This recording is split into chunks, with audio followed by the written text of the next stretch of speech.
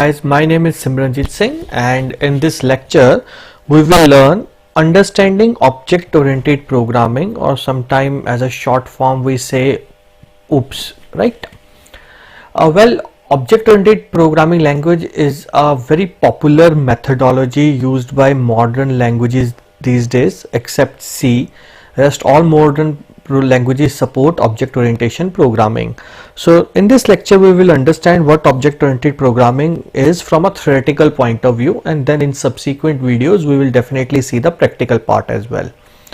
Now what are the topics that we are going to cover today? We are going to cover the most important terminology associated with object oriented programming, that are objects, classes, abstraction, encapsulation, inheritance and polymorphism. Right, now let's start with first of all objects, which is the most central part of your object oriented programming. Now what are objects? In object oriented programming, objects are considered as any real world entity that has some purpose, that exists and that has some purpose, or that anything that is existing for some reason, right?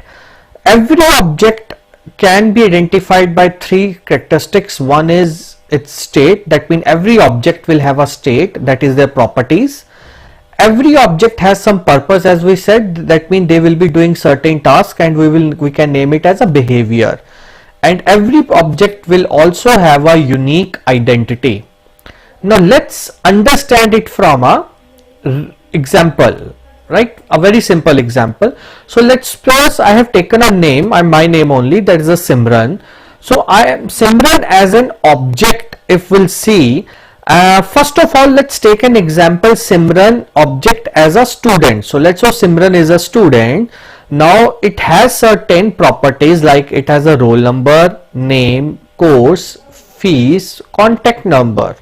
Same, Simran will be doing as a student performing some behavior, like he will attend class, or he will take exam, or he will request a certificate. So this is one example of object which is a Simran, which exists and it has certain property and a purpose, right? Now let's take another example, Simran as an account holder in a bank. Now as an account holder in a bank, Simran will be having a account number. Now this object has an account number. He has an account type, that is a savings or current or a loan account, or it will have a balance in bank, right? So these are the properties, right, which Simran as a bank holder possess. Now Simran can do certain tasks also as an object, like he can deposit amount, he can withdraw amount, transfer amount from one account to another, or he can also request checkbook, right? Now let's see third example of Simran as an object, and let's suppose I am a customer of a e-commerce website. Now in this case, this object has a property that it will be having a user ID, a password of a website, an email account, debit or credit card detail, or address, right? So these are the property of this object as a e-commerce website.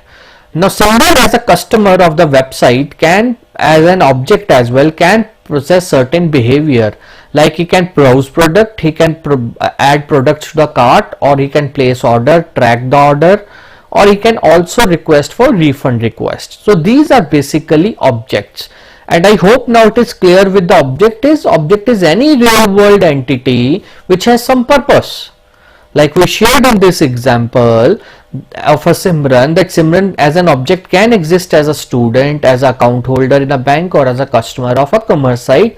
In all these cases, Simran has certain properties and a behavior that he can process. Now this is basically what objects are. Now let's moving to the next top point, and that is class. So as we said, in object oriented programming consists of basically two main core concept. The one is object and second is a class, right? Now what is a class? A class is like a blueprint. Now when we say it is a blueprint, it means we can have more than one objects that share same characteristics, right? So for example, in a class there can be multiple students, so there can be, let's say, 50 students in a class. That means 50 objects, but we are giving them a single name, that is a student. right? Now that student is basically a blueprint because we are considering all these objects as the same one name, that is a student. So class is basically a blueprint. It helps you to create a standard. When I'm saying standard, let me take an example. So for example, let's take an example of Amazon.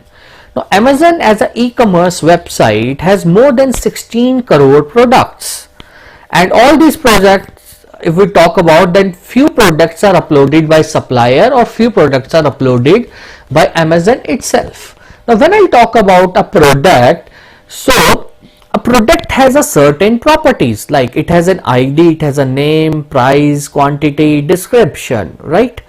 Now if we will not create a blueprint, if we will not create a standard that what product information we will store or what task can be performed on a product, right, then it is not possible for Amazon to store more than 16 crore product, as the programming will get very complex. Because for example, if there is no blueprint, a certain supplier will give information according to its wish, or maybe it will only upload product ID, product name, product price, but not other important information, or some other supplier will be uploading information according to his or her choice. So that means there is no blueprint, there is no standard, so your system will collapse when the complexity will increase, right? So it is very important that first of all, whenever you are going to develop a software, you have to create a class that is a blueprint which will be containing a collection of properties and behavior that an object of a class can do. Work will be done by objects only. Class will not be going to do any task, because what exists is object, and as we said in last example, object is something which is a real world entity, right? So it basically exists, but we want object to be done only, to be perform only those tasks which is available in a class, so that objects does not go here and there, and they will be able to do, everyone will be able to do a follow same structure. Let's take an example. Let's take a few examples I am going to share which will clear your doubts. So let's suppose I have created a class student, and it has certain properties like roll number, name, course, email, fees, and it also possesses certain behavior like attend class, submit fees, take exam, or request certificate. Now this is a blueprint. That does not mean that we will be able to execute it. To execute it in an object oriented programming, you have to create an object of that class. So for example, there are 3 students who have enrolled in your institute. So for example, the first object, the first student is R001 Simran Java. His email ID is simran@gmail.com and his fees is 15,000 rupees. Now this Simran can attend class, submit fees, take exam, request certificate as it is mentioned in a class.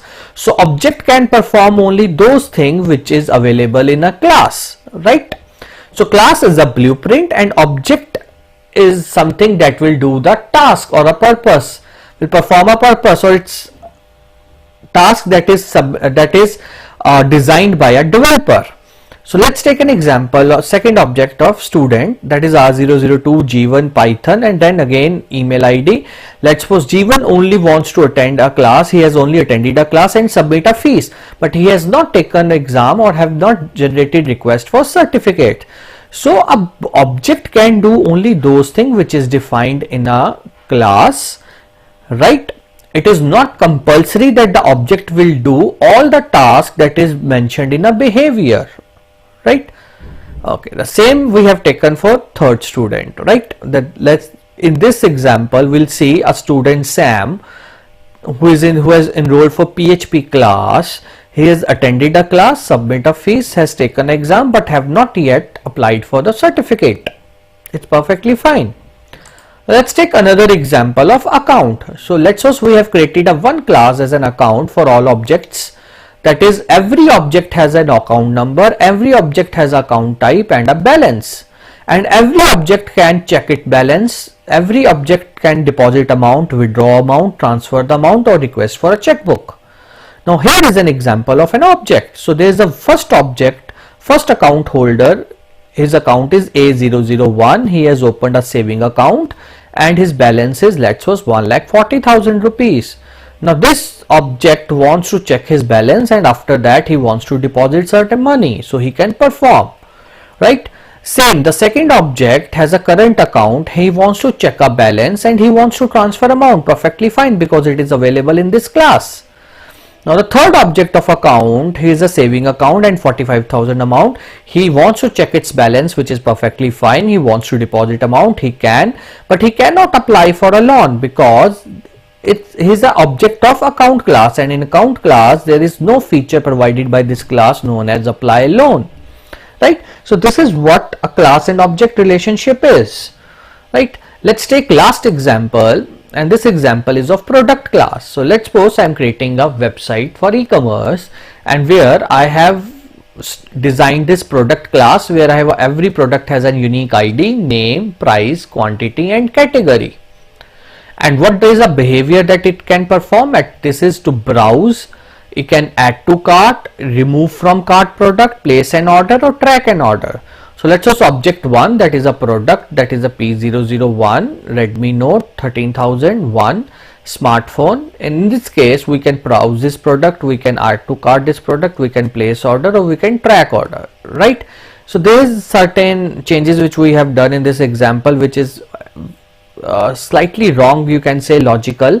We have written it from the perspective of customer, right? So let's try to, we have written a product, but let's try to understand it from a customer perspective. So for example, you can take this example where you have a product ID with P003 wireless mouse and 600, it's a category of accessory. So we want to browse this product, we want to add to cart, we want to place an order, but for example for this particular product refund request is not available, so you won't be able to do this. So this is how you can understand the relationship between classes and object.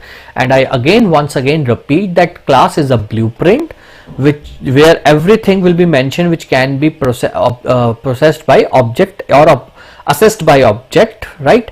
And object is something which actually exists, so all the tasks will be done by objects, but objects can perform only those tasks which are available in a class, right? Now this brings to our third topic, which is abstraction. Now in any object oriented programming there are more concepts which are very important. One is abstraction and second is encapsulation. Both complement each other. Abstraction is basically to show only the relevant information, the information that is only necessary for someone to see. And how it does by hiding the complex implementation detail. Let's suppose for example, when you retrieve money from ATM or perform a transaction from ATM, ATM machine has there's a space of dispersing an amount. You won't be able to see how inside ATM machine is working. So that is what abstraction is. Abstraction is they are only showing you information which is relevant for you, right? By hiding things which is not relevant for you. Same as a vacuum cleaner, you only have a on and off button, right? You don't know how vacuum cleaner works from inside. And third example, if we take, let's suppose I'm sending a message from WhatsApp message from my smartphone. I know when I have to send a message, I have to just click on send, right? It is none of my concern that how WhatsApp is sending that message. That message could be a text, audio, video or an image. So that complexity is not known to me, right? So this is basically abstraction. Now let's suppose if we'll come to a second topic, that is the encapsulation, that is the fourth in a sequence. Then encapsulation is what complementing in abstraction. It is information hiding. So how we are going to hide the information? We are only going to hide the information which is not important for user to see. So what we do, we encapsulate by binding variable and methods under single entity. For example, let's take an example of account. So there is a feature, we have a check balance. So let's suppose a customer wants to check his balance, he has to only input the account number. He does not know the complexity, how the system is checking a balance of a customer. So what check balance is doing, it is encapsulating the data, it is only providing you an interface through which you can call it, but your object is not aware how the action is performed by the system. So this is basically abstraction and encapsulation. Now the next topic, which is very important, and that is inheritance. Now inheritance is a concept where you will see when you develop a system, there will be lot of classes which you have designed will be sharing a same attributes, that is properties, and behavior, that is methods. So instead of writing it again and again in every class, what you can do, you can create a single class, and then your another classes which are sharing a unique which are having a unique data can inherit from that class, right? So basically inheritance provide you a functionality where you can derive a class from another class. Now let's try to understand it with a simple example. So let's suppose we have an education institute where we are providing computer courses. So we have identified there are three classes. There are three classes in the system. One is front office, people who do counseling.